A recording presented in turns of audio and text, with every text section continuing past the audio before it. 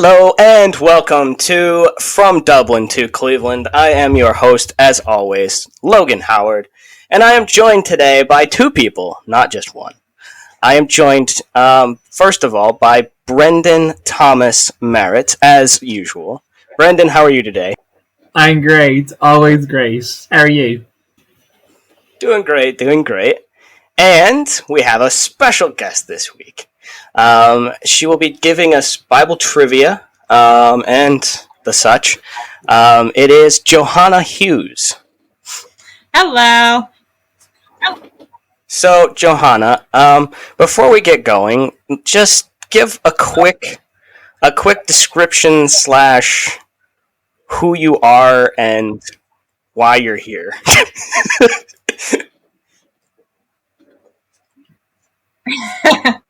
Yes, why am I here? Okay. All right. So, like Logan said, my name is Johanna.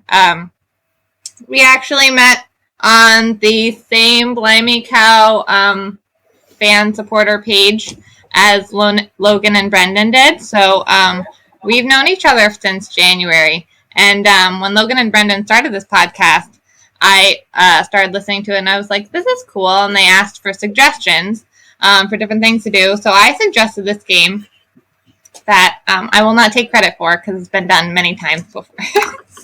But Bible trivia. So basically how we're going to set this up is I have questions for Brendan and Logan.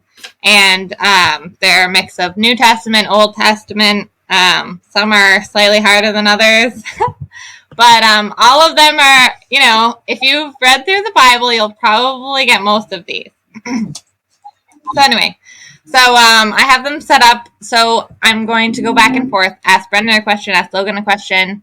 And if one of them can't answer the question, I'll give it to the other one. And if they can, it's an extra point for them. I just want to make a quick comment before we go. And Brendan has put on his cool glasses. I think he thinks he's smarter than me. And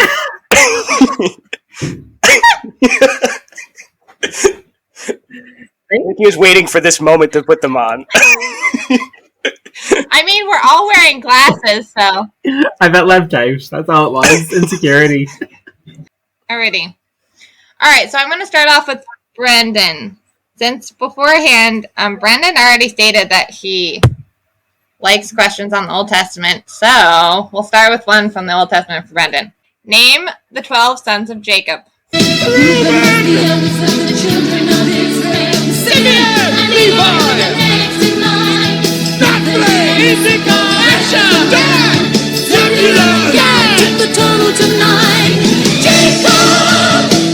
and sons, Benjamin, Judah, which leaves only one. Jacob and sons, Joseph, Jacob's favorite son. But that was good. I'm impressed. So, Logan, name 10 of the disciples of Jesus. 10 of the disciples of Jesus. Okay, so we've got Peter. Mm-hmm. We have John, James. So that takes care of the big three. We have Judas, not Iscariot. Judas Iscariot. We have Matthew. Almost said Mark, but it's not Mark. So we have Matthew. His name's on the tip of my tongue. Oh no! Why have you betrayed me, my brain?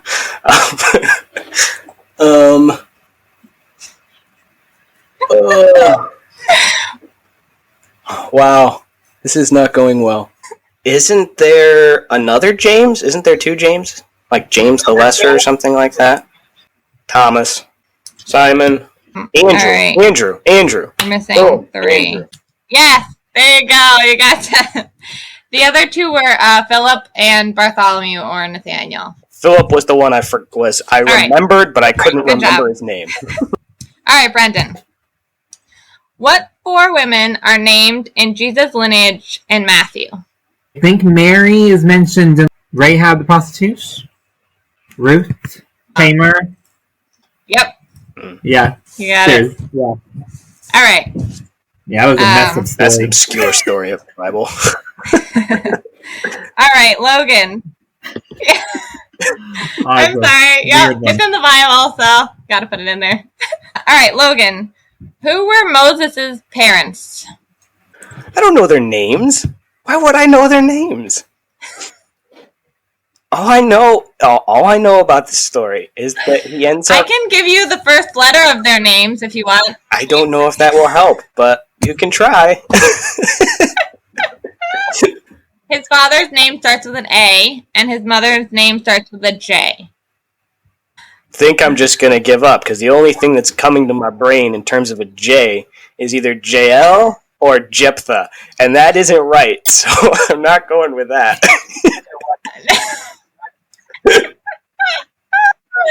No. Okay, Brendan, you want to try? Isn't his mother's name something like Joshua or something? Jochebed. Jochabed. Easy, yeah. Yeah. I don't And know his how you father's technically name- pronounce it in the Hebrew, but Yeah, true. I'm gonna I try feel like I should start Amnon. humming the I don't think Jeopardy it is. theme, but it might be copyright, so I'm gonna. Close. It's Amram. I'll give you half a point for that. That was Cheers. good. Okay. Okay, so it's back to Brendan. Who recognized Jesus as Messiah when he was presented at the temple as a baby? Anna, the prophetess, because there was the prophetess woman who had been married for a very short it's in time and Luke. widowed for like her entire most of her life, and she's like lived in the temple, just like hung around there.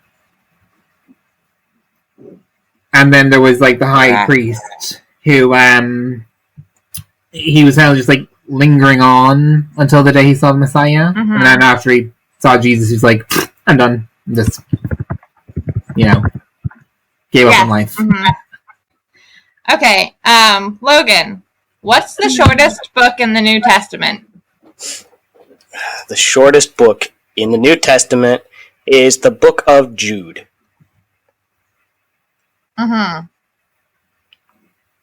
No. The other one's Philemon. Philemon is like a verse shorter, I think. No, it's neither of those. What do you mean it's neither of Try to give it those? to Brendan. You should give it to Brendan, but I don't think this is right. Brendan, do you have a guess? John 3? 3rd John. It's 3rd John, isn't it? No. I said it was 2nd John. Possibly. It's 1 chapter and 13 verses. I think they're going by verses, Word count. how long the book actually is, because the Oh. verses could be shorter or longer. Ah, okay. Yeah. I'm sorry, that was a bad question. I can throw that out. I should have gone to the according to what standard. All right, I'll throw That's that what I question should have out. done. Mistakes. That was a bad question. Okay, Logan, I'll give you a different question. Okay. All right. This might be easier. Who wrote the book of Acts? Luke. Luke wrote the Book of Acts. Yes! Good job. Brendan, which gospel records the fewest of Jesus' miracles? Ooh. Well, so Matthew really emphasized that Jesus was king of the Jews, so they were probably anticipating a miracle man. I know Mark is a very action-packed book, so there are probably lots of miracles there.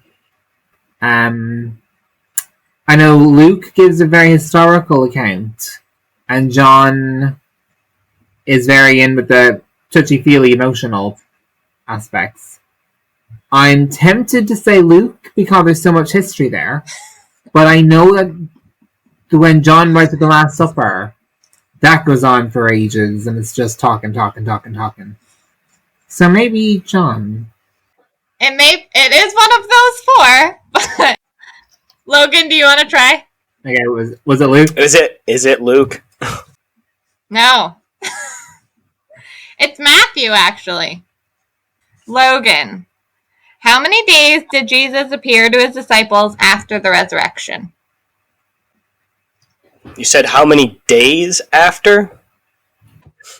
So I assume you're just inferring the length of period between point A and point B. So his resurrection to his ascension into heaven. How many days is that? I'm just going to go with that, and I'm going to say it was 40 days. Correct. 40 days and 40 nights, approximately. Good job, yes. Brendan, who was Adam's third son? Seth. So, Logan, hopefully you don't have a problem with this question. All right. At the census conducted by Moses in the first chapter of Numbers, which of the 12 tribes was the smallest?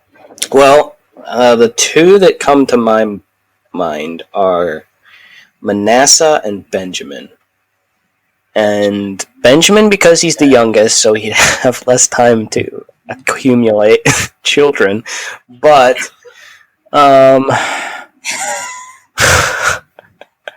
going to go with it. It's Benjamin. I'm going to guess Benjamin. Brendan, you want to say the right answer? Manasseh?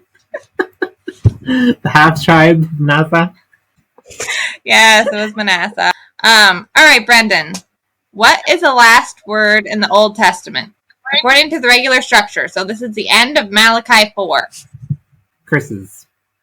Yep. Logan. Who was David's first wife? Michael. Or McCall, as I've heard some people call her. Mm-hmm. Brendan. The prophet Hosea was commanded to marry this woman, though she was a harlot. What was her name? Gomer. All right, so this is the last one. What is the longest verse in the Bible? Well, the shortest verse is Jesus wept. I'm trying to think of a really long, like somebody's just giving dialogue. I can give you a hint. I'm gonna say it's the book of Esther. Yes! Good job! Yes, it is Esther 8:9, which if anyone wants to look it up after this, go right ahead. I confess, I did not know that was the longest verse until I looked it up today, and I was like, oh my goodness. It was very long. It just goes on and on. I would think it was something in like Paul's epistles, because his sentence structure just kind of like goes on forever. So anyway, there we go. Good job, guys. If you want to know, Brendan, you won. No!